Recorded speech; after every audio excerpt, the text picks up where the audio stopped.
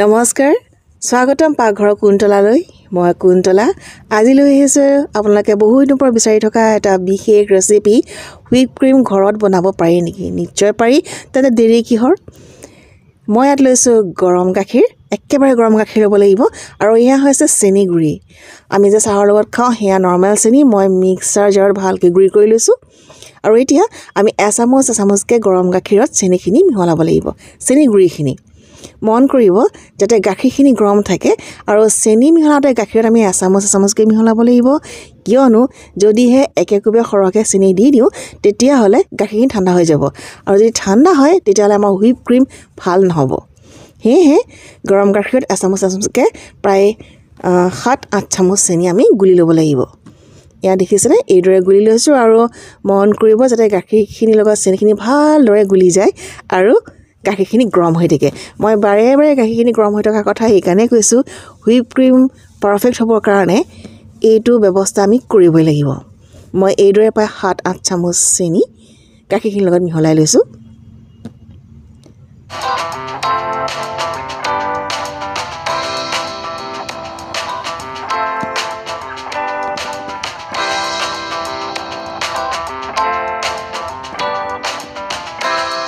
অতি সহজে ঘৰত বনাব পাৰি আপোনালোকে বনাই চাব আৰু কেনে পায় মোক জনাব আমাৰ চেনি আৰু গাখীৰৰ মিশ্ৰণটো প্ৰায় হৈ উঠিছে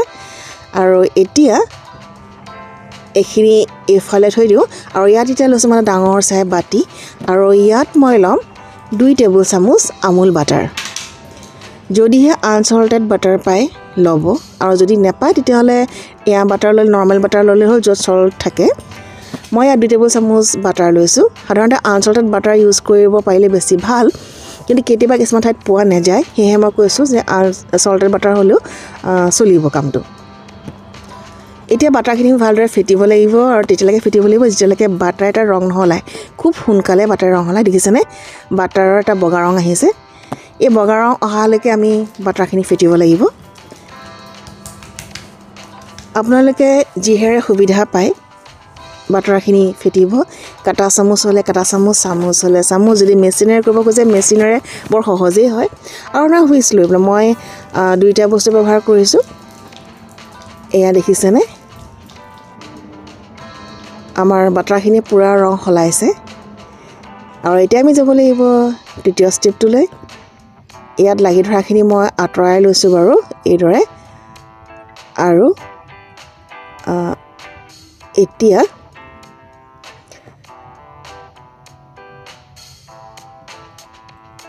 আৰু অকণ ফেটি লৈছো আৰু এতিয়া মই ইয়াত মিহলাম আমি গুড়ি কৰি থোৱা চেনি মই লৈছো আধা কাপ গুড়ি চেনি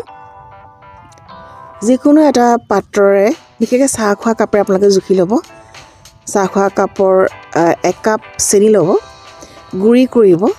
আৰু তাৰ আধা কাপ ল'ব এয়া দেখিছেনে ভালদৰে চেনি আৰু বাটাৰখিনি এইদৰে মিহলাই ল'ব লাগিব মিশ্ৰণটো বৰ শুকান লাগিছে নহয়নে বাৰু প্ৰথমতে চেনি বাটাৰ এইদৰে মিহলাই লৈছো ভালদৰে সানি লৈছো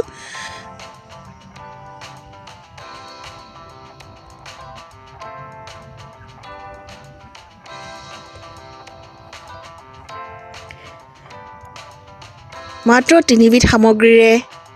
হুইপ ক্ৰীম খুব সহজে ঘৰত বনাব পাৰি এতিয়া ইয়াত মই দি দিম চেনি আৰু গাখীৰ যে গুলি লৈছিলো তাৰে গাখীৰ 2 চামুচ সৰহকৈ নিদিব কমকৈ দিব 2 চামুচকৈ বেছি নিদিব 2 চামুচকৈ দিব আৰু গাখীৰখিনি দিওঁতে মন কৰিব যাতে গাখীৰখিনি ঠাণ্ডা হয় যেতিয়া আমি গাখীৰত চেনি গুলো তেতিয়া গাখীৰখিনি গৰম হৈ থাকিব লাগিব কিন্তু যেতিয়া আমি বাটাৰ আৰু চেনি মিশ্ৰণত গাখীৰখিনি দিওঁ তেতিয়া গাখীৰখিনি চেঁচা হ'ব লাগিব চেঁচা মানে ফ্ৰিজৰ ঠাণ্ডা নহয় কিন্তু নৰমাল ঠাণ্ডা হ'ব লাগিব ঠাণ্ডা হৈয়ে যায় চেনি গুলোতে তথাপি মই আপোনালোকক কথা জনাই থৈছো আৰু চেনি আৰু গাখীৰ এই মিশ্ৰণটো মিহলোৱাৰ মূল কাৰণটো হৈছে এনেকুৱা কৰিলে ফ্লাফি হোৱাৰ লগতে এই মিশ্ৰণটো এটা শাইনিং আহে মন কৰিছেনে বৰ প্ৰথম 2 চামুচ গাখীৰ দিয়াৰ পাছতে গাখীৰ চেনি দিয়াৰ পাছতে এটা চিকচিকনি আহিছে আৰু ইয়াৰ পৰিমাণটো বাঢ়ি গৈছে এয়া আমাৰ হুইপ ক্ৰীম হৈ গৈছে মই প্ৰায় ইমানখিনি গাখীৰ মোৰ এতিয়া ৰৈ গৈছে আৰু বাকিখিনি মই ইয়াত দিছিলোঁ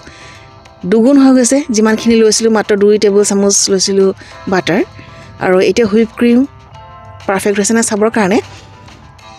এইদৰে চামুচখন লুটিয়াই দিছোঁ হুইপ ক্ৰীমখিনি বাগৰি পৰা নাই আকৌ আপোনালোকক মই এবাৰ দেখুৱাই দিম বাৰু এয়া দেখিছেনে বাৰু লুটিয়াই দিয়াৰ পাছতো যেতিয়া সৰি নপৰে গম পাব যে হুইপ ক্ৰীম পাৰফেক্ট হৈছে আইচিঙৰ কাৰণে আকৌ দেখুৱাই দিছোঁ বাৰু এইদৰে একেবাৰে সৰি পৰা নাই মই একেবাৰে লুটিয়াই ধৰিছোঁ চামুচখন আৰু এয়াই হৈছে পাৰফেক্ট হুইপ ক্ৰীমৰ হোৱাৰ প্ৰমাণ কিমান ধুনীয়া হৈছে নহয়নে এবাৰ ফ্লাপি এইখিনিতে মই আপোনালোকলৈ বিশেষ অনুৰোধ যদিহে মোৰ ভিডিঅ'বোৰ চাই ভাল পায় প্লিজ প্লিজ প্লিজ লাইক কৰিব যদি প্ৰথমবাৰৰ বাবে মোৰ ভিডিঅ' চাই ছাবস্ক্ৰাইব কৰিব আৰু ইয়াত মই কাপ কেকছ এটা ৰাফলি কৰিছিলোঁ আইচিং আৰু এটা আপোনালোকক মই দেখুৱাই দিছোঁ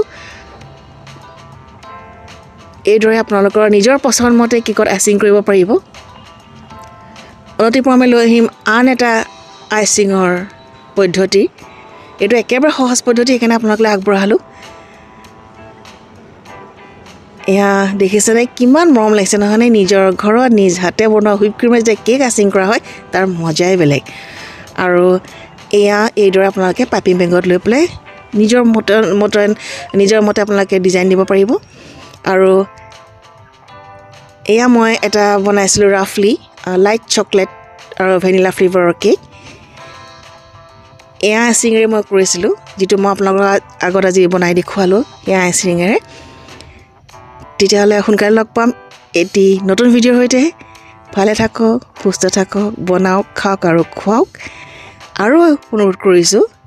প্লিজ যদি ভাল পায় লাইক কৰিব শ্বেয়াৰ কৰিব কমেণ্ট কৰিব আৰু যদি প্ৰথমবাৰৰ বাবে মোৰ ভিডিঅ' চাই আছে প্লিজ প্লিজ প্লিজ ছাবস্ক্ৰাইব কৰিব আজিলৈ আহিছোঁ